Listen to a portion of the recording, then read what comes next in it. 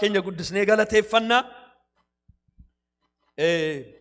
Inni sadaffaanii arra irratti haasofnu namni Waaqayyoon amanatee jiraatu tokkoffaa maal qaba jennee gammachuu qaba jennee, lammaffaan immoo daandiin jireenyaa isaaf qajeela jennee, isa sadaffaa arra isinii wajjin ilaaluu barbaadu namni Waaqayyoon amanatee jiraatu sodaa hin qabu jennaan. Sodaa hin qabu. Namni Waaqayyoon amanatee jiraatu sodaa hin qabu. Sodaan dhibameetu hin ta'ini, sodaan jira, garuu namni suni Waaqayyoon amanatee waan jiraachaa jiruuf amanannaa isaa Waaqayyoon waan godhatee fi wanta nama sodaachisu keessatti namni sun Waaqayyoon waan amanatee jiraatuuf sodaa hin qabu. Jira wanti nama sodaachisu waan baay'een biyya lafaarra. Jireenyi nama sodaachisa, dhukkubni nama sodaachisa, wanti dhageenyu nama sodaachisa, wanti biyya keenyatti amma dhagaa jiru nama sodaachisa. Wanta nama sodaachisu guyyaa guyyaadhaan dhagaa olla obboloota ko argaa olla. Garuu kana keessatti immoo namni Waaqayyoon amanatee jiraatu, namni amanannaa isaa Waaqayyoon godhate sodaa hin qabu. Maaliif sodaa hin qabu? Waaqayyo sodaa sana keessatti humna namichi sun ittiin darbuu danda'u, humna namichi sun ittiin ce'uu danda'u Waaqayyo kennaaf jechuudha. Kanaaf namni Waaqayyoon amanatu sodaa hin qabu. Mee macaafa qulqulluu keessaa raajii Daani'el boqonnaa 6 dhannee ilaalla. Raajii Daani'el boqonnaa 6 waa'ee seenaa kana hundumti keenya beenna. Daani'el, raajicha Daani'el boqonnaa 6 lakkoofsa 16 kaasee nan dubbisa akkana jedha. Kanarratti mootichi abboomee Daani'elin fidanii boolla leencaa keessa hin buusanii. Mootichi Daani'elidhaan Waaqayyo kee inni ati ittuma fuftee waaqessitu si haa oolchu. Si haa oolchu jedheeni. Dhagaa tokko fidanii afaan boollichaarra kaa'ame. Waa'ee Daani'eliif wanti tokkollee akka hin geeddaramneettis mootichi mallattoo ofii isaatiin, mallattoo gurguddoota isaatiin dhagicha irratti hin mallatteesse. Kana booda mootichi gara mana mootummaa isaatti hin deebi'e. Halkan sana hin nyaanne. Wanta biraa kan isa dagachiis ittiin dhiyaanne. Hirribisi ija isaarraa hin baqate. Ganama akkuma lafti bari'een mootichi ka'ee ariitiidhaan gara boolla leencaa dhaqee. Gara boollichaa isa Daani'el keessa tures yommuu dhiyaate immoo sagalee yaaddootiin yaa Daani'el hojjetaa Waaqayyoo isa jiraataa, Waaqayyo kee inni ati ittuma fuftee waaqessitu afaan leencotaa keessaa si oolchuu danda'eera jedhee guddisee gaafate. Daani'el immoo deebiseefi mootichaan yaa mootii bara baraan jiraadhu. Waaqayyo koo ergamaa isaa ergee afaan leencotaa cubsiiseera. Kanaafuu isaan ana miine. Anoo isaan duratti mudaa malee nan argame. Sidurattis yaa mootii deebee hin hojjenne. Sidurattis yaa mootii daba hin hojjenne. Olola isaatii fi mootichi baay'ee gammade. Ooluu isaatii fi mootichi baay'ee gammade. Daani'el boollicha keessaa akka ol baafamu abboome. Kanarratti Daani'el boollicha keessaa ol hin baafame. Waaqayyo isa amanate waan tureedhaafis ilaalaa ishee kanan barbaada. Eenyuun amanatee ture? Waaqayyo isa amanatee waan tureefis miidhamni tokkollee isarra hin argamne. Ameen. Ilaalaa sagalee Waaqayyo waan godhu. Yeroo jireenya biyya lafaarra jiraannu chaalenjiin hin jiru miti. Kiristiyaanni chaalenjii qaba. Kiristiyaanni rakkina adda addaa keessa darbuu dandeenya saba Waaqayyoo. Daani'el namni Waaqayyoo hamaa hojjetee miti. Chaalenjiin kun kan inni jireenya isaa irratti dhufe. mootii miidhee miti. Daani'eel irratti garuu biyya Baabilooniin akka bushanii fi namoota 120 mootichi filatee namoota biyyicha keessa akka bushan iddoo isaa bu'anii namoota kaa'e keessaa Daani'eel nama tokko ture. Daani'eel kuni nama Waaqayyoon sodaatu ture, nama Waaqayyoon waaqeffatu ture, nama Waaqayyoon beeku ture Daani'eel. Kanaaf iyyuu namoota warra 119 irraati Daani'eel nama addaa ture jireenyi isaa. Maaliif nama biyya ormaatis? Nama biyya sanaa miti, nama Baabiloon miti, dhaloota Baabiloon miti Daani'eel. Nama biyya gabraati garbummaadhaani biyya sana dhufeedha Daani'eel. Kanaaf iyyuu namoonni isaa wajjin hojjetan kuni Daani'eeliin hin jaallanne. Daani'eelitti inni naafu turan. Daani'eel irratti hin kaani. Daani'eeliin balleessuu yaadan. Kanaaf waan ittiin balleessan barbaadanii namicha irratti waan baay'ee xaxuu barbaadan hin dhaban. Mudaa irraa dhaban. Hojii yoo ta'e sa'aatiin hojii isaan hin naqa. Amanamummaadhaan hojii isaan hojjeta. Wanta mana mooticha keessatti barbaachisu hundumaa Daani'eel amanamummaadhaan hin godha ture. Garuu bara sana keessatti Daani'eel jedha sagalee Waaqayyoo maal godha ture? Waaqayyoon hin waaqeffata turedha. Kanaaf iyyuu jarri kuni Daani'eelin qabachuu kan dandeenyu yoo jiraate kara tokko duwwaadhatti hin jedhan. Kara maali? Kara waaqa isaatiitti dhaquu qabna. Kadhannaasaa, sa'aatiisaa, sa'aatii waaqeffannaasaa, sa'aatiin itti Waaqayyoo wajjin ol argu geeddaruu qabnaa jedhan. Sa'aatiin itti Waaqayyoo wajjin ol argu geeddaruu qabna. Siistamiin ittiin Waaqayyoon wajjin ol argu geeddaruu qabna. Maaliif? Mistira hunduma keenya caaluusaa achi keessa jira jedhan. Hin galeef waatu. Namni kadhannaa hin caala malee hin caalamu yeroo hundumaa. Namni Waaqayyoon amanatee jiraatu hin caala malee hin caalamu yeroo hundumaa. Saba Waaqayyoo kana isinitti hima. Waaqayyoon amanannee yommuu jiraannu lola qabaachuu dandeenya, diina qabaachuu dandeenya, namoonni nurratti ka'uu danda'u. Garuu waa isinitti hima. Waaqayyoon amanachuu keerraan kan ka'e lola keessatti ati caaltee ol baata. Haaleluyyaa. Galanni Waaqayyoof haa ta'u. Caaltee ol baata. Kun immoo wangeela jedha. Daani'eel maal ta'edha? Caalee ol ba'edha. Mootichi boolla keessaa baasaa. Namni Waaqayyoon amanatu lafa darbatame keessaa hin ba'a. Haaleluyyaa. Har'a amannee Waaqayyoon kadhanneerra waa'ee saba keenyaaf, waa'ee biyya keenyaaf, waa'ee warra hidhamanii jiraniif waanan beeka Waaqayyo waaqarraati nu dhageera. Kanaaf Waaqayyo gooftaan maccaa amantiidhaan kadhanneedhaan lafa isaan darbatamanii Waaqayyo baasuu danda'a. Yoo mootiin didallee Waaqayyo hin baasu. Wangeela dubbata ka. Daani'eel akka mootichi boollicha keessaa hin baasneef maal godhaniidha? Mallattoo mootichaaf gurguddaa ta'anii dhagichatti maal godhanii? Mallatteessisanidha. Kun wangeela. In mallatteessisanidha. Kanaaf mootichi Daani'eeliif yoo gaddeeyyuu baasuu hin danda'u jechuudhaan.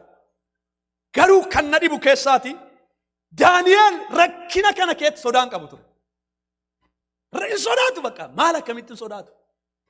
Mee ilaalamee boolla leencaa jira iddoo kanadha. Leencayyuu ijaan argineen sodaan naannuun. Mitiire darbatamuu miti. Leenca ijaan arginee hin sodaanna. Leenca koo fagootti argu miti televezyiinii keenya ilaallee hin sodaanna. Sodaa baay'ee Daani'eel garuu waan tokkollee hin sodaanne. Boolla leencaa keetti darbatamuusaa isaaf waa miti. Maaliif? Waaqayyoo amanatee beeka waan ta'eef. Kaleessa dheengadda boqonnaa 3 irratti Waaqayyoon amanatee argeera waan ta'eef. Inni boqonnaa 6 irratti dhufee hin shakkinaa obboloota ko. Daani'eel boqonnaa 1 irratti Waaqayyoon amanatee argeera. Daani'eel boqonnaa 2 irratti Waaqayyoon amanatee argeera.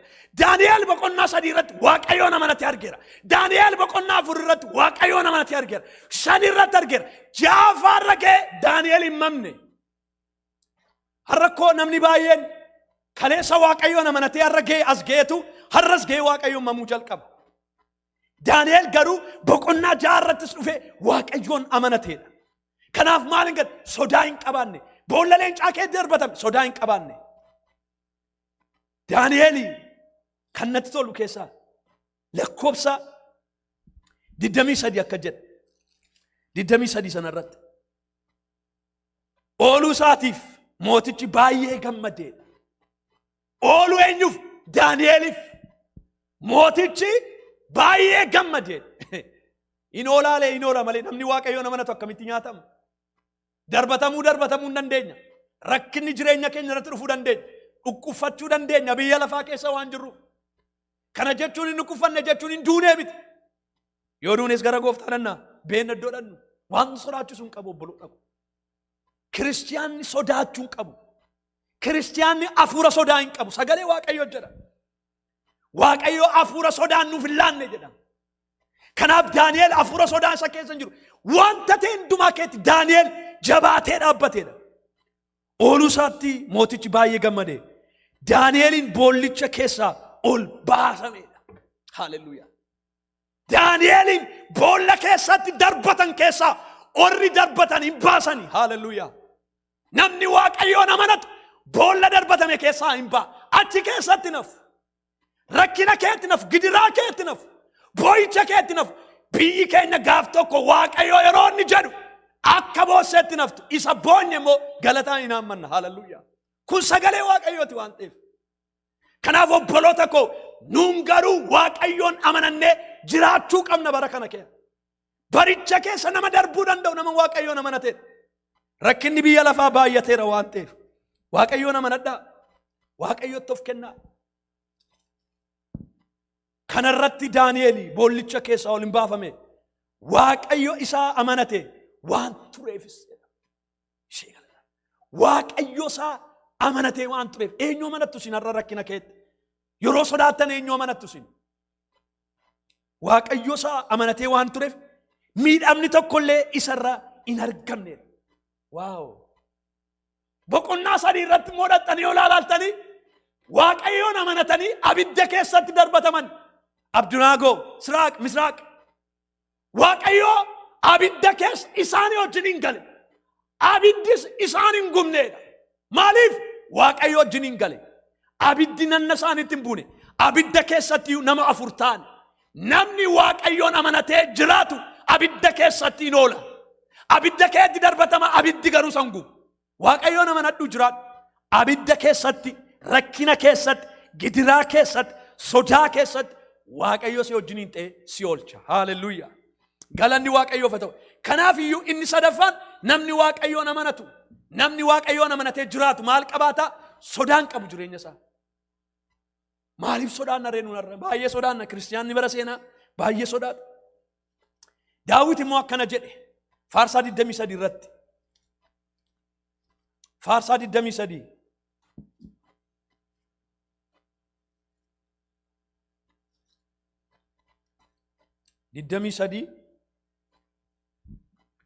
lakkoofsa 4 akkana jedha. Ani bu'aa dukkanaa sodaachisaa keessa yoon adeemeyyuu hamaan anatti dhufa jedhee hin sodaadhu. Maaliif hin sodaatu Daawit? Bu'aa dukkanaa jedhama. Dukkanni jiraachuu danda'a jechuudha. Achi keessa yoon deemeyyuu hin sodaadhu. Hamaan anatti dhufa jedhee hin sodaadhu. Ati waan naa wajjin hin jirtuuf jedhe. Laala. Waan ati naa wajjin hin jirtuuf ani hin sodaadhu. Ulee keetiif dhaabbanni kee ana hin jajjabeessaa. Galanni Waaqayyoof haa ta'u. Namni Waaqayyoon amanatee jiraatu sodaa hin qabu. Waaqayyoon amanadhaa jiraadhaa saba Waaqayyoo. Waaqayyoon yeroo amanattanii jiraattan akkuma Daawit ani sodaa hin qabu jedhu. Sodaa hin qabaattan isinis. Yes, wanti nama sodaachisu yoo jiraate iyyuu Waaqayyoo achi keessatti hafuura ittiin sodaa sana cabsanii dabartan sinii kenna. Kanaaf iyyuu namni Waaqayyoon amanatee jiraatu inni sadaffaa maal hin qabu? Sodaa hin qabu. Raajii Isaayyaas 43 immoo akka jedha. Raajii Isaayyaas 43 immoo baafadhaa.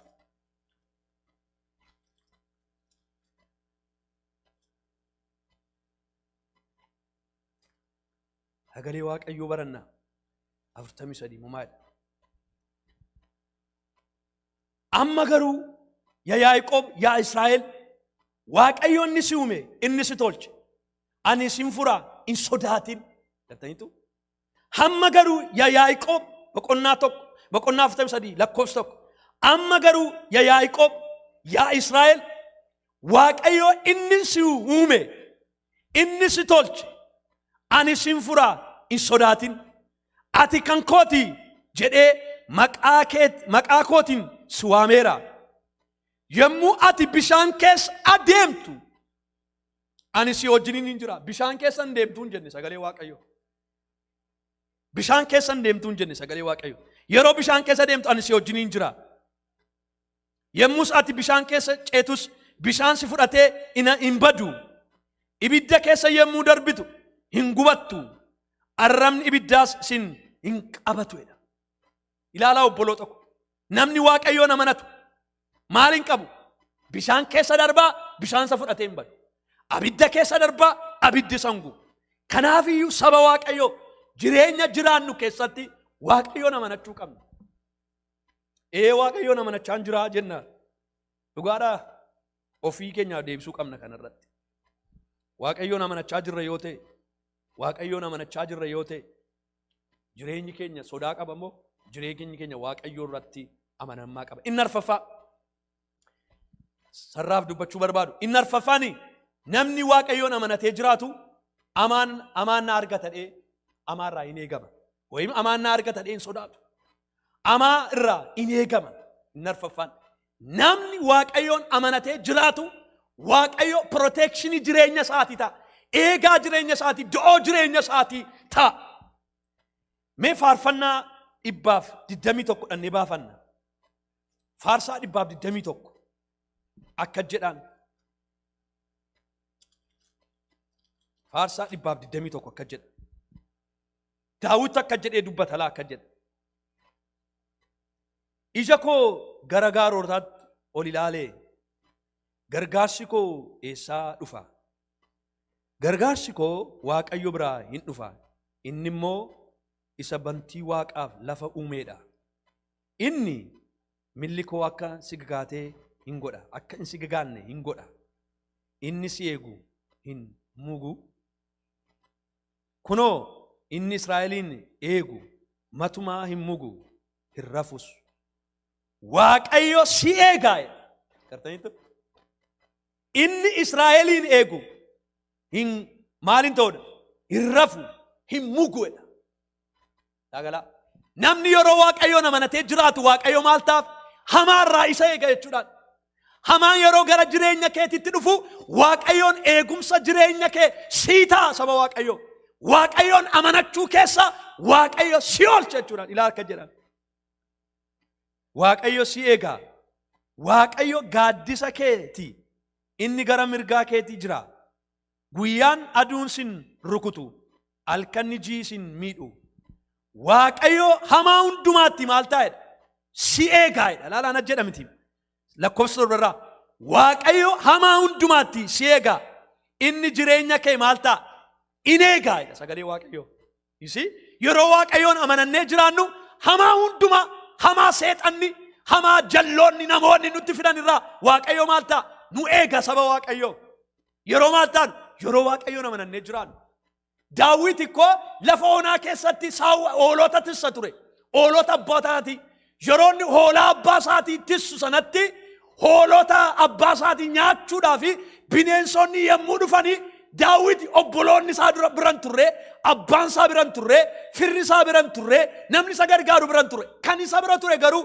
waaqayyoodha kanaaf daawit akka jedhe hamaan yoo jiraate iyyuu waaqayyo hamaa irraa maal ta'e ne eegaa nama galee fida daawit nama waaqayyoon amanatee beekuudha daawit kanaaf lakkoofsa torba irratti akka jedhe waaqayyo hamaa hundumaatti si eegaa inni jireenya kee in eegaa waaqayyo gadi ba'uu kee ol galuu keessa hamma jalqabee hamma bara baraatti maal ta'e hin eegaa galanni waaqayyoof haa ta'u waaqayyo sinaa eegu saba waaqayyo waaqayyoon amanachuu keessa hin raanqe waaqayyo amaarraa sinaa eegu amaarraa sinaa eegu amaan sin hin argatin kanaaf sagalee waaqayyo maal jedha waaqayyo orra isa amanatan hin eega sagalee kana duwwaa dubbisee hin fixaarraaf meen dubti keenya hin dhaabbanna milla keenyaan dhaabbannee finnaani ilaa akka jedha faarsaa 91 irratti immoo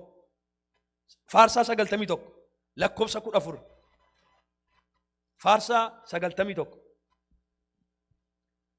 waaqayyo moo'edha 91 lakkoofsa 14 waaqayyo moo'edha sababii inni na jaallateef anatti maxxaneef ani isa nan oolcha waan inni maqaa koo beekuufis eegumsa ol isa nan qaba inni anaan waammateera anis isaaf deebii nan kennaaf yeroo rakkina isaa wajjiniin nan jiraadha achi keessaa nan baasa ulfina akka argatu nan godha bara dheeraa isa nan quubsa akka inni fayyus isa nan argisiisa ameen kana dubbata gaa sagalee waaqayyo maal jedha waaqayyo sababii inni na jaallateef anatti maxxaneef ana amanateef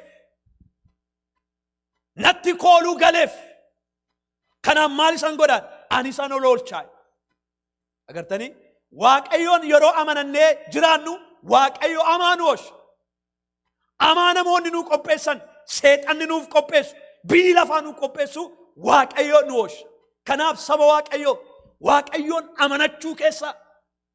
waaqayyoon amanachuu keessa mistira guddaa jira waaqayyoon amanachuu keessa waan baay'ee jira waan baay'ee dubbachuu nan danda'a waaqayyoon amanachuu keessa eebba jira waaqayyoon amanachuu keessa yelloon hin jiru namni yeroo waaqayyoon amanatu obboloota koo maal godha eebba argata haaleluyyaa namni yeroo waaqayyoon amanatu yelloo keessaa ba'a kanaaf arra umurii waaqayyo nuuf kenne jireenya waaqayyo nuuf kenne keessatti waaqayyoon amanannee ajiraannu waaqayyotti of kenninee ajiraannu waaqayyo immoo orra isa amanatanii maal godha rakkina nooshaa dhiphina nooshaa gidiraa nooshaa hamaa inooshaa kanaaf iyyuu bara nu hafe kana keetti bara jiraannu bara 2021 baroota waaqayyo biyya lafaa irratti nuu kenne kana keetti immoo waaqayyoon amanannee akka jiraannuuf waaqayyo gooftaan maccaa hunduma keenya nu haa gargaaru haaleluyyaa